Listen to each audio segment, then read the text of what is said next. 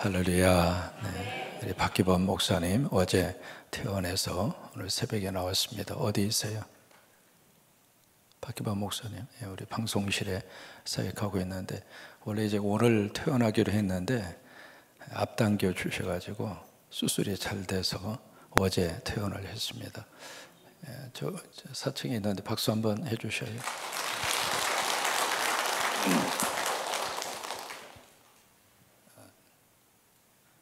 나만 보이네. 저 4층이 보이라고 그랬더니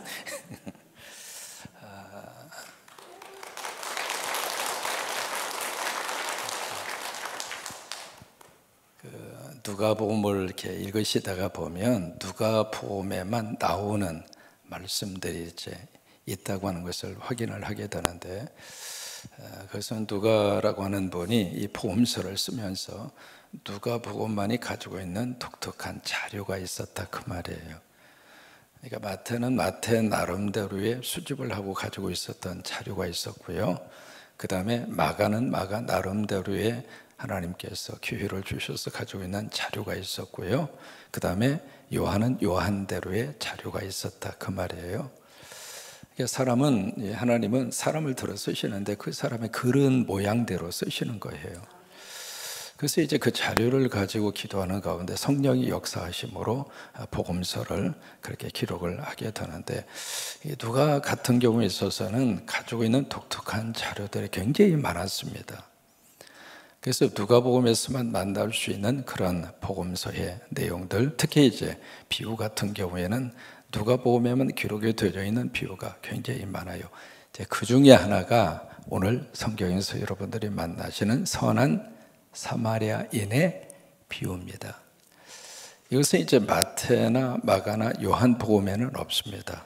누가복음에서만 우리가 만날 수가 있는데 굉장히 유명한 그런 비유죠. 신앙생활을 하지 않는 분들이라 할지라도, 특히 이제 불신자들이라 할지라도 익히 들어서 알고 있는 성경의 내용 가운데 하나입니다. 요는 이 비유를 풀어갈 때 나름대로 여러 가지 예를 써서 이 비유를 풀어갑니다.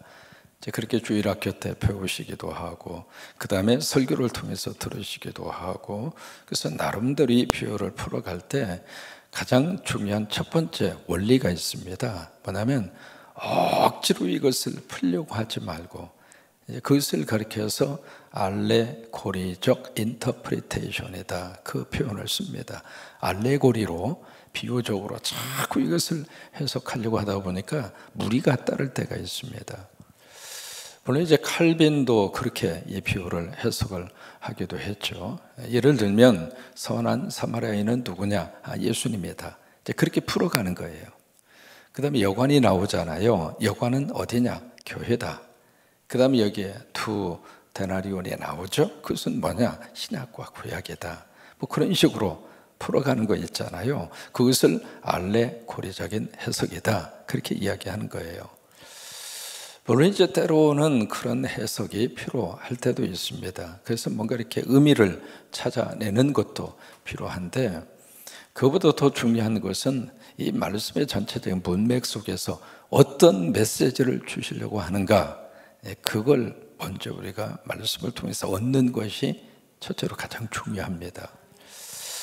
오늘 성경에 누가 등장하는가? 율법 교사가 등장합니다. 다시 말해서 율법에 대한 전문가죠. 이 율법, 이 교사는 바로 율법에 대한 정통, 그리고 그 뉘앙스는 바로 유대의 성경과 유대의 전통을 꿰뚫고 있는 사람이다 그 말이에요. 이 사람이 예수님에게 와서 질문을 던지는 것으로 시작이 됩니다. 비유가 먼저가 아닙니다. 이 율법 교사의 질문이 먼저입니다. 그럼 무슨 질문인가? 랍비요, 선생님이요, 그렇게 고백하죠. 주여가 아닙니다. 그러니까 예수를 그리스도로 좀 인정하는 사람이 아니에요. 그러니까 랍비요, 선생님, 내가 어떻게 해야? 여기서부터 질문이 시작이 됩니다. 내가 뭘 해야? 그러면 이 사람 머릿속에 뭘 해야? 라고 하는 이 단어 속에 떠오르는 이미지가 있어요. 그 이미지가 바로 뭐냐면 율법이에요. 그러니까 율법의 전문가로서 내가 지금 뭘 해야 영생을 얻으리까? 라고 하는 이 질문을 예수님에게 던지고 있습니다. 이 질문 속에 두 가지의 단어가 나옵니다. 첫째는 율법이요, 두 번째는 뭐냐면 영생입니다. 이 두 가지의 단어를 지금 이 율법 교사는 지금 하나로 보고 있는 거예요. 그러니까 율법을 준행하는 사람은 영생을 얻을 자격이 있다, 그 말이에요. 영생을 얻을 자격은 율법을 순종하고 율법을 지키는 사람이 영생을 얻을 자격이 있습니다. 그 이미지를 가지고 그래서 여기에 시험하여 여쭈되, 그 표현이 그래서 나오는 거예요. 그러니까 이 사람이 질문을 던지면서 뭘 지금 시험하고 있는가? 내가 생각하는 영생을 얻기 위한 자격의 기준을 과연 이 예수라고 하는 분이 제시를 할 것인가? 아니면 다른 대답을 할 것인가? 그걸 테스트하고 있는 거예요. 여러분 그 분위기를 아시겠습니까?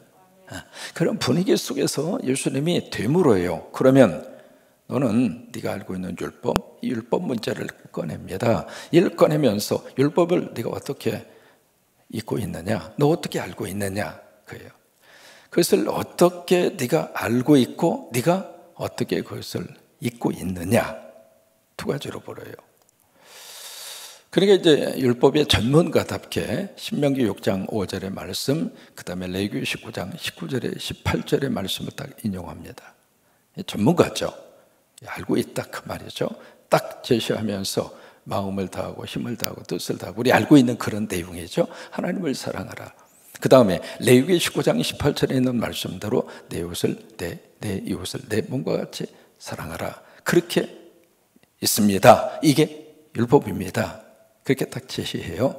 그러니까 예수님이 그래? 그러면 예수님 뭐라고 지금 답변을 하시는가? 28절입니다. 내 대답이 옳다. 맞다 그 말이에요. 틀리다 그 말이 아닙니다. 그게 영생을 얻을 수 있는 길이다 그 말이에요. 네 대답이 옳다. 이를 행하라. 그러면 살리라. 여러분 이 예수님의 대답 속에 어떤 뉘앙스를 발견할 수 있느냐면 그래 너 알고 있어? 오케이. 그러면 너 그대로 지금 살고 있어? 그 말이에요. 우리가 아는 거하고요 삶하고는 100% 같다고 말 못해요. 이게 참 신앙적인 고민입니다. 우리가 설교를 들으시고 말씀을 통해서 은혜를 받으시고 그래서 이제 은혜 받았다 그 표현을 쓰잖아요. 내가 은혜 받은 거하고요 내가 그대로 사는 거하고 같아요, 틀려요? 이게 같으면 얼마나 좋겠어요. 이게 안 되니까 이게 귀는 높아졌는데 이게 마음과 생각은 전혀 다른 방향으로 가고 예배 잘 드리고 나서 회의하면 감정이 막 복받쳐 올라서 막 저 양반이 진짜 예배를 드렸어? 그 생각이 들 정도로. 그래서 여러분 본당에서 예배 잘 드려서 은혜 받으시고 주차장 가서 은혜 다 까먹는 사람들이 의외로 많습니다. 그러면 여기서 은혜 받은 거하고 주차장하고 무슨 상관이 있어서 그렇게 다를까? 이게 말씀을 우리들이 공유를 하고 설교를 들으시면서 이것이 지식의 차원으로 쌓여지기 시작하면 삶하고 우리 말씀에 대한 지식하고 괴리가 자꾸 일어나는 거예요.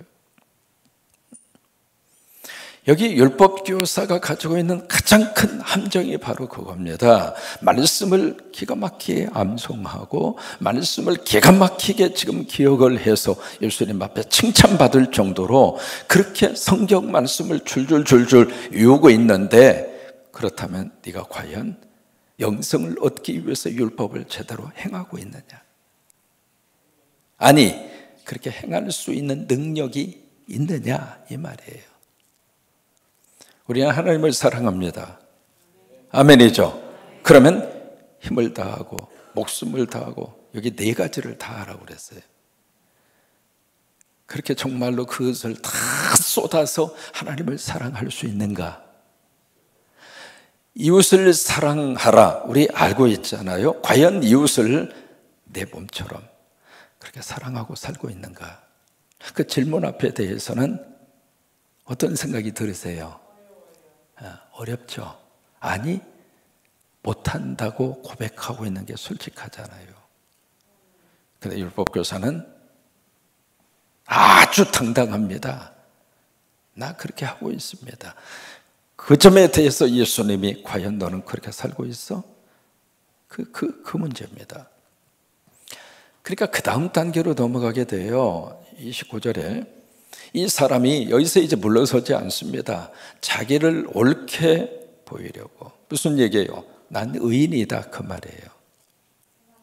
나는 하나님의 말씀을 그대로 지금 준행하고 있는, 하나님의 말씀대로 살고 있는, 나는 하나님을 온 마음과 정성과 힘을 다 다해서 하나님을 사랑하고 이웃을 내 몸처럼 사랑하고 있는 의인이다 그 말이에요. 여러분, 이게 의인이어서 의인입니까? 아니면 의인이라고 착각하는 겁니까? 왜 그런 착각이 나왔을까? 성경을 아니까. 여러분, 성경을 알고 있는 거하고요, 내가 지금 살고 있는 거하고는 같은 게 아니에요. 그러니까 내가 의롭게 보이려고, 벌써 이 사람의 의도를 우리가 발견할 수 있잖아요. 그래서 성경을 읽어 가실 때 이게 세밀할 정도로 성경 전체를 이렇게 꼼꼼하게, 그리고 아주 자세하게 들여다봐야 할 필요가 있어요. 대충 보면 대충 보이고 끝납니다. 자세히 보면 자세한 의미가 나오는 거예요. 그러니까 자기를 옳게 보이려고 나는 의인이다. 그러면서 예수님에게 묻습니다. 내 이웃이 누굽니까? 왜냐하면 그 앞에 이웃이 나왔잖아요. 이웃을 내 몸과 같이 사랑하라. 그러니까 이웃에 대한 문제부터 한번 파고 들어가는 거예요.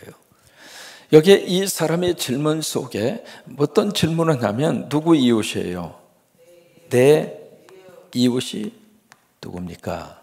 그렇게 물어요. 이 사람이 내 이웃이 누구입니까? 라고 이렇게 던지는 질문 속에서는 뭐냐면 내가 생각하는 이웃이 있다 이 말이에요. 나는 이런 사람을 내 이웃으로 생각하고 살고 있습니다. 그 말이에요. 그 이웃들을 나는 사랑하고 살고 있습니다. 그러면 내가 생각하는 이웃이 누구인가? 이 율법교사의 입장으로서 생각하는 그의 이웃은 누구인가? 율법을 같이 연구하고 율법을 같이 교사로서 살고 있는 친구 율법교사들, 율법교사의 이웃이 되겠죠. 그리고 바리새인과 같이 함께 종교적인 색깔을 가지고 있는 그룹에 있는 사람들, 그들이 이 사람의 이웃이 되겠죠. 그러면 그 위에는 이 사람이 생각하는 이웃이 아니라 이 말이에요. 예를 들면 그 당시에 가장 사회적으로 억압을 받고 사회적으로 인간 이하의 대접을 받았던 창녀, 성경이 많이 나오잖아요. 그 창녀들이 율법교사 입장으로서 자기의 이웃이 될 수 있을까요? 없을까요? 그 사람들은 이웃이 아닙니다. 그러니까 여기에 내 이웃이라고 하는 이 단어 속에 이 사람이 생각하는 이웃의 개념이 딱 정해져 있어요. 이 사람만 내 이웃이에요. 성광교회에 나와야 내 이웃이고, 성광교회 안에서도 우리 구역 식구이어야만 내 이웃이고, 그런 개념이라 그 말이에요. 이해하기 쉽게 말씀을 드리면 이해가 되세요? 율법교사가 생각하는 이웃의 개념이 그 개념이에요. 그래서 예수님이 이 이웃의 개념을 다시 그에게 확인시켜 주시기 위해서 주신 비유가 선한 사마리아인의 비유예요. 그렇게 해서 그 비유가 나오게 된 겁니다. 어떤 사람이 등장하죠. 예루살렘에서 여리고로 내려가다가 강도를 만납니다. 그래서 예루살렘에서 여리고까지 27km입니다. 예루살렘이 해발 900m에 위치해져 있고요. 여리고는 해발 300m에 위치해져 있습니다. 그래서 계속 내리막길입니다. 여리고라는 이 동네 자체가 지금도 가서 보시면 고대 사회로부터 계속 솟아오르는 샘물이 있습니다. 물이 풍족합니다. 그래서 이렇게 나무들이 많고요. 과실들이 그렇게 풍성하고요. 우리 신영호 장로님이 양각나팔 부시잖아요. 그러니까 양각나팔을 그 여리고에서 사온 거예요.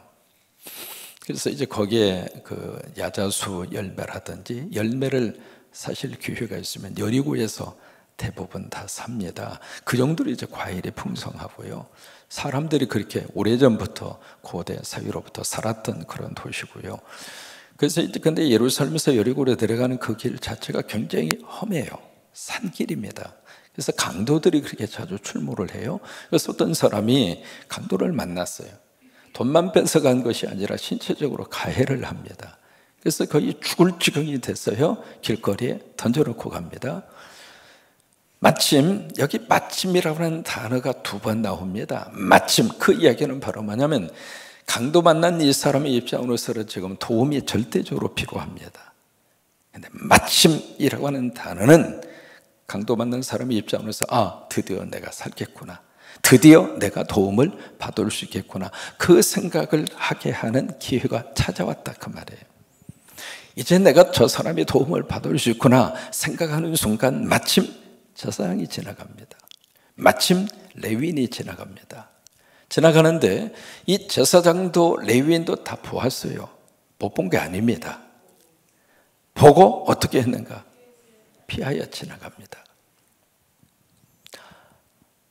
여기에 우리가 이제 흔히 그렇게 생각하죠. 이 제사장 레위인은 왜 보고 피하여 지나갔을까? 2가지 차원입니다. 첫째, 그들에게 강도 만나서 지금 죽어가는 사람은 이웃이 아닙니다. 이웃이라면 그렇게 보고 지나갈 수 없습니다. 예를 들면 거기에 내 가족이 그러고 있다 생각하면 지나갈 수 있습니까? 구체적으로 말해 볼까요? 내 자식이 피투성이가 돼서 길거리에 있다면 보고 지나가겠습니까? 제사장이 아니라 제사장 할아버지라 할지라도. 그러니까 이 사람의 입장으로서는 거기에 신음하고 있는 그 사람이 이웃이 아니라 이 말이에요. 이웃으로 보였다면 보고 피하여 지나갈 수가 없는 거죠. 2번째, 여기 제사장과 레위인은 왜 보고 피하여 지나갔을까? 그들의 머릿속에는 우리가 그런 상상을 해볼 수가 있잖아요. 하나님의 일이 우선이다. 그래서 부정탈까 봐서 그렇게 우리가 알고 있잖아요. 제사를 드리는데 만약에 이 강도 만난 사람의 피를 묻힌 그 몸을, 아니면 이 사람이 죽어있는 시체라면 시체를 만지면 제사를 집례할 수 없고 예배를 인도할 수 없고, 지금식으로 말하면 그러면 이게 하나님 앞에서 잘못되니까 내가 하면 안 되지. 그 의식 때문에, 그러니까 종교가 너무 앞서서 도움이 필요한 사람을 보긴 보았지만 그냥 지나갔다, 그렇게 우리가 상상을 하기도 합니다. 그런데 예배 드리러 가는 길이 아닙니다. 예배 마치고 오는 길이에요. 이게 종교라고 하는 이름으로 종교의 어떤 개념과 교리가 사실은 인간으로서 해야 할 도리를 앞서는 것은 아닙니다. 좀 더 쉽게 말씀을 드리면, 믿음이 들어가면 들어갈수록 더 인간적이어야 축복입니다. 그러니까 교회 다니면서 너무 거룩하게 마치 그냥 하늘나라에 붕 떠 있는 것처럼 그럴 필요가 없어요. 너무 거룩해지려고 하지 마세요. 오히려 인간적인 게 훨씬 더 낫습니다. 사람 냄새 나는 게 훨씬 더 나아요. 그냥 자기는 사람이 아닌 것처럼, 전혀 다른 세계에서 살고 있는 것처럼,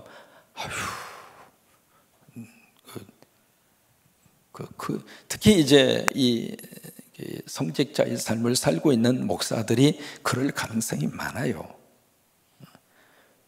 근데 여기 제사장과 레위인이 그런 모습을 우리에게 보여주고 있거든요. 근데 그 다음에 누가 지나가는가? 선한 사마리아 사람이 등장을 합니다. 그러면 이 비유를 여러분 저렇게 듣고 있다고 생각을 해보세요. 근데 지금 이 비유를 누가 듣고 있는가? 유대인들이 듣고 있잖아요.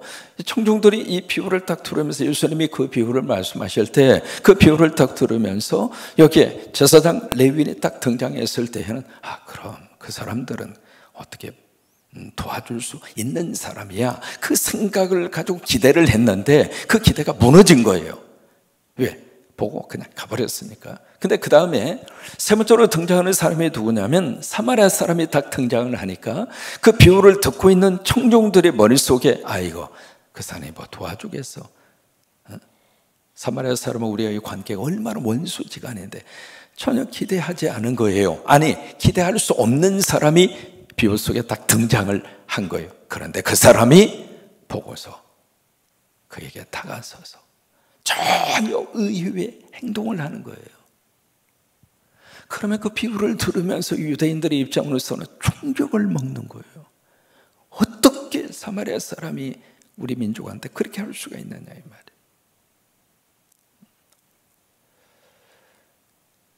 여기에 이제 포도주를 갖다가 붓고 그리고 이제 자기 짐승에다가 태워서 구체적으로 쭉 말씀을 하시잖아요. 주막에 데리고 가서 그래서 거기서 돌봐주고 그러고 나서 그 이튿날 뭐예요? 밤새도록 돌봐줬다 그 말이에요. 이튿날 자기가 가야 할 길을 떠나면서 그냥 간 것이 아니라 내가 다시 돌아올 때 만약에 여관 주인 당신이 돈이 많이 더 들었으면 내가 그 돈까지 전부 다 갚아주겠다고.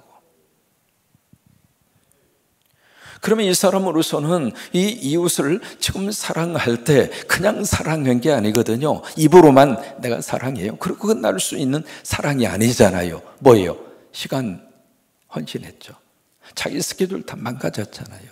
두 번째, 돈 들어갔잖아요. 여러분 사랑은요 입으로 하는 게 아닙니다. 헌신이 들어가지 않는 사랑은 의미가 없는 거예요.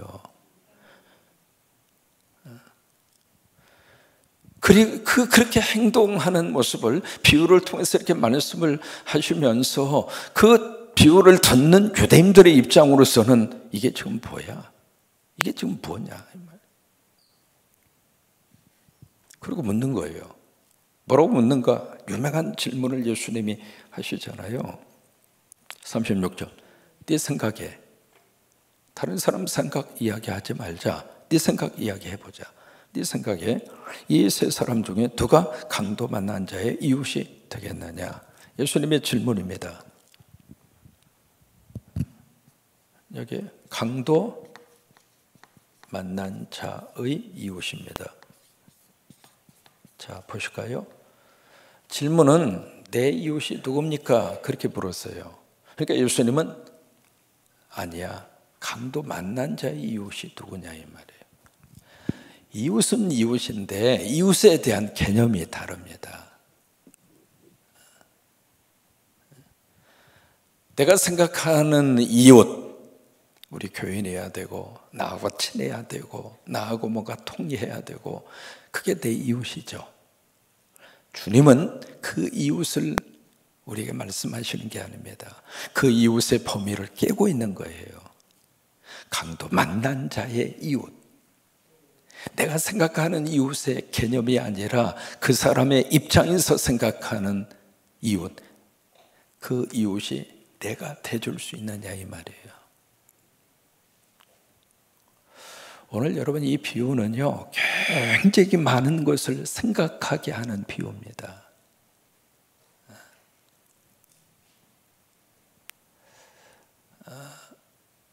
자꾸 우리가 이렇게 신앙생활 하시다 보면은 자꾸 우리 개념 자체가 이렇게 자꾸 좁아집니다.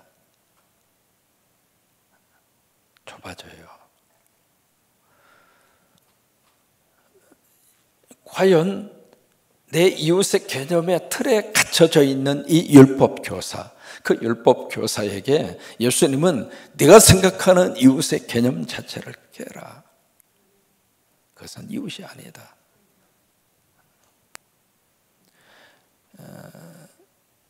그러면서 강도 만난 자의 이웃이 누구이겠는가? 그렇게 이제 물어요. 그러니까 37절에 뭐 대답은 정확하게 해야죠. 자비를 베푼 자리에다. 여기서 이웃의 개념을 이 율법 교사가 새롭게 깨닫게 되는 거예요. 이 사람의 입장에서 여기에 이 사람이 뭔가 지금 도움이 필요하잖아요. 도움이 필요한 사람에게 도움을 주는 사람이 진짜 이웃이라 그 말이에요. 오늘 우리들에게도 이웃에 대한 개념을 새롭게 우리가 가지면서 우리가 십자가 세우기 사역을 하면서 우리 성광교회가 이웃에 대한 범위를 세계적으로 넓혀놨습니다. 우리 교인들만 가족이고 이웃이 아니라 국내에 있는 선교협력교회만 이웃이고 가족이 아니라 이 범위를 넓혀서 도움이 필요한, 그리고 정말로 그 십자가가 필요한 그곳으로 우리가 이웃이 되어 주기 위해서 이 사역을 하나님이 하게 하셨고, 그 일을 감당하도록 하나님이 우리 교회와 여러분들을 쓰고 계시는 거예요. 자비를 베푼 자니이다. 그러니까 예수님이 마지막 그렇게 말씀을 하시죠. 이르시되 너도 가서 너도 이와 같이 하라. 여러분, 영생이라고 하는 것은 도움이 필요한 그 이웃에게 내가 이웃이 되어주는 것, 그리고 그를 사랑하는 것, 이게 영생입니다. 다시 말씀드립니다. 영생이란 내 도움이 필요한 이웃에게 내가 이웃이 되어주어 사랑을 베푸는 것. 그 사랑의 개념은 그냥 그 논리적인 개념이 아닙니다. 사랑은요, 명사가 아니고요, 사랑은 동사입니다.